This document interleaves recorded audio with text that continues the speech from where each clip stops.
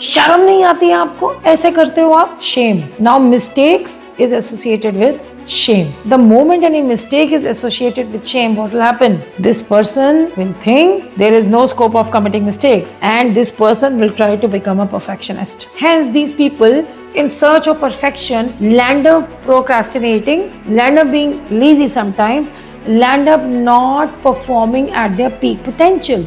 And it is not about the teacher or the environment or the parents, because this is their story also.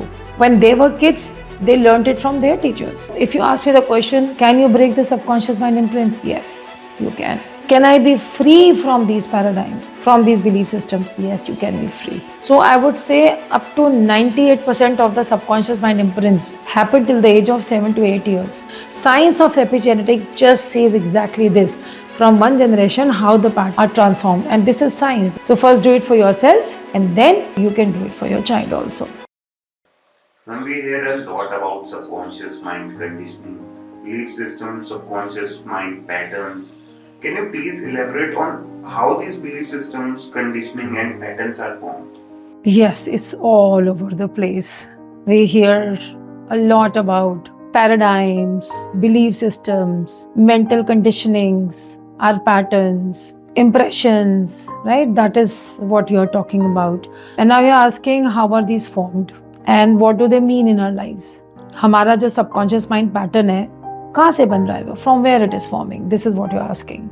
See, this science says that any child from birth till the age of 7 years, they are in the state of hypnosis.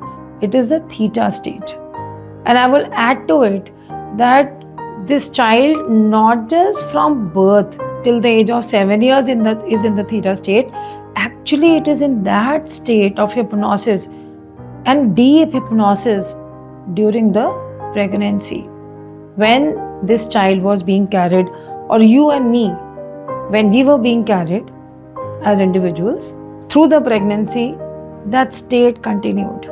The state of less logic, the state of less awareness, the state of not using your intellectual powers that much, not applying directly your questioning, query, intelligence, logic that much, right? So, small example which I always cite. For example, this is phone. But if you tell a newborn or a 3 months old, 5 months old that this is a spoon, for them this is a spoon. It's never going to be a phone now, unless until we tell them no, it's actually a phone, not a spoon. So this is that state of hypnosis where you suggest something and the recipient believes. You tell the child aisa hai, this is it, and they will believe it. Means believing it. Whatever your suggestion is becomes their suggestion. Belief is when you absorb something which somebody is telling you or a situation is making you understand, and then you know this is my truth, and you absorb that as your own truth. That is belief. So now any perspective that a small child while growing up hears around, mostly in a family environment, society, school, etc., and the ones which keep on which are recurrent ones, the suggestions which are recurrent one, the statements which are recurrent one, they become their belief systems. For example, family hai, there's a family, a lot of struggle, finances are not there. Suppose the wife is nagging the husband, or she's just like, you don't earn, you are so lethargic, why don't you go out, make some more money, look at other people, why is it so difficult for us to earn money? Now, money and difficulty, this child grows thinking that money means difficulty. And then there is a belief system that I will earn money, but it is very difficult to earn money, because this is what this child has learned through the early years. This is belief system. This is that entire conditioning around money. Or for example, a couple, they have their differences. A lot of fights are happening, arguments are happening. Small toddler 5, 6, 7 months. Now he is not understanding the words. He does not understand what the mama is speaking, what papa is speaking. But he knows there is something wrong between these two people. They sit, they'll fight. They sit on the dining table, something will happen and somebody will get triggered and there would be an argument. The child perceives as growing that in a relationship of a man and a woman, of a marriage, conflicts will happen and this relationship means arguments. So they grow up with the mindset that relationships means arguments and fights, disconnections maybe. So now what this child has picked up, that relationships means discord and arguments. This is a belief system. And now this is a belief system because this child has witnessed, for him or her, this belief system becomes a truth. So tomorrow when this individual grows, maybe they will see other idol families, they will see families where there's a lot of harmony, but somehow in his subconscious or her subconscious, she knows that when I grow up, it will be difficult for me to sustain a good relationship. And there, it is not that he is thinking and knowing कि ऐसा होगा. Nobody is thinking. It is recorded like a tune inside their cassette. It is recorded like a subconscious program. Whenever they are about to go into a relationship or they are in a relationship, their mind is telling them it's disharmony, it's discord, it's disagreement, it is arguments, and then what will happen? Whatever is there in your subconscious mind, you will only live that. You will see that unless and until you shift it, you change it. Now, this person will keep on manifesting disturbance and arguments and everything. There are also people who have heard बचपन में इसको तो कितना भी खिला लो ये मोटा नहीं होता. Like whatever you feed him with, he'll never ever gain fat. Now such are the people when they grow up, they know whatever I eat subconsciously, they will not gain. So there's so many people, they hog on food. They eat food like anything, but they don't gain weight. They don't, when I say gain weight means they don't go out of proportions. They don't become fat. What I want to say is because subconsciously it has been put into their minds that this child is not going to become fat because this child does not eat and gain weight. Right? Similarly, in the school, child going to a school and casually teacher makes a remark or somebody else makes a remark that what have you done? Can't you do it better? Look at your friends. They are doing it so nicely. Are you lazy or what? I mean, these comments, and if somebody is shamed, for example, you don't have any shame. It is such a shameful act. शर्म नहीं आती है आपको? ऐसे करते हो आप? Shame. Now mistakes is associated with shame. The moment any mistake is associated with shame, what will happen? This person will think there is no scope of committing mistakes, and this person will try to become a perfectionist. And there is nothing perfect in life.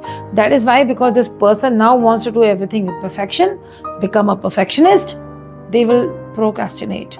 Because perfection is not there and their mind is only seeking perfection. When everything will be fine, I will do it. And perfection is not there. Hence, these people in search of perfection land up procrastinating, land up being lazy sometimes, land up not performing at their peak potential.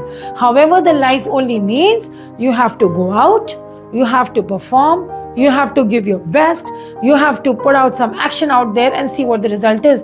This is life. There is nothing called perfection, because perfection is not possible. Why? Because whatever you do, there would still be a better way to do it. Then you do the better way, there would still be a more better way to do it. Ultimately, there would be a best way. You've done your best, and then you realize there was still a better way to do it. Perfection is unachievable. Perfection is impossible. So when we feel, when everything would be right, we will do this, it's never going to happen. That is why we get stuck in the loop. And from where is this coming? The root is shame. When a person or a child is shamed for a mistake, they tend to become perfectionists. And it is not about the teacher or the environment or the parents, because this is their story also. When they were kids, they learned it from their teachers. So this is just like a cycle. However, if you are aware, if you are conscious and you know this is a cycle and I'm in this cycle, you break for yourself. And the day you break this cycle for yourself, you're free.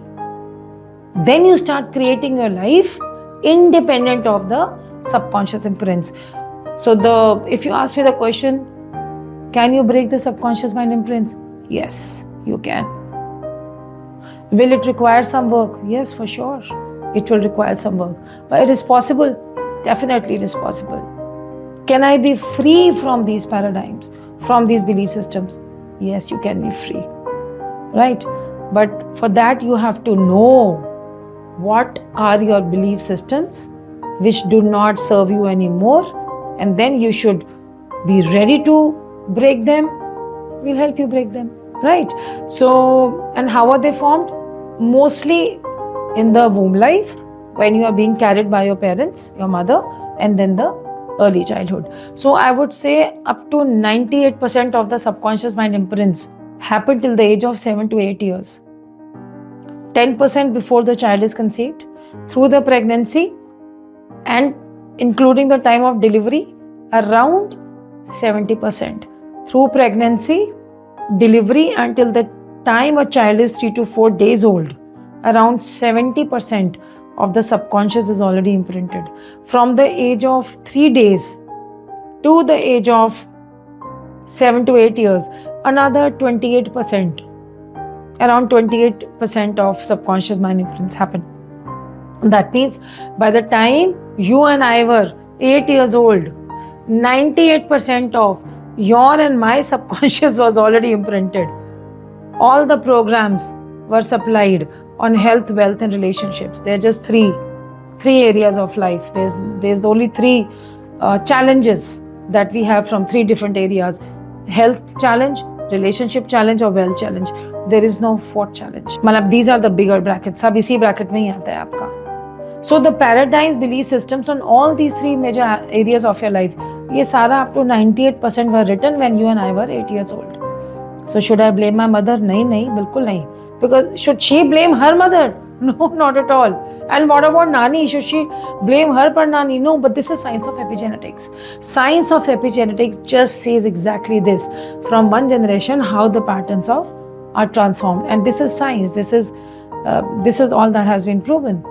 But the power is with consciousness, with awareness, you can break these patterns and paradigms, live a life of freedom, not just for yourself. Give this life of freedom to your kid. You can do it today. So first do it for yourself, and then you can do it for your child also. Ma'am, so how can we break all these patterns, all this subconscious conditioning and all these patterns? First of all, congratulations that you are aware that there is something sitting in the subconscious which is governing your life. Now, first thing you have to do is stop blaming the environment. Stop blaming the parents and the teachers and the environment. Stop blaming somebody you witnessed as a kid having a bad relationship, or stop blaming your parents for not giving you enough or not having that enough money and giving you that mindset. First of all, not blaming your environment and parents and families is the foremost thing that you will require. Secondly, stop judging people who are still in this loop.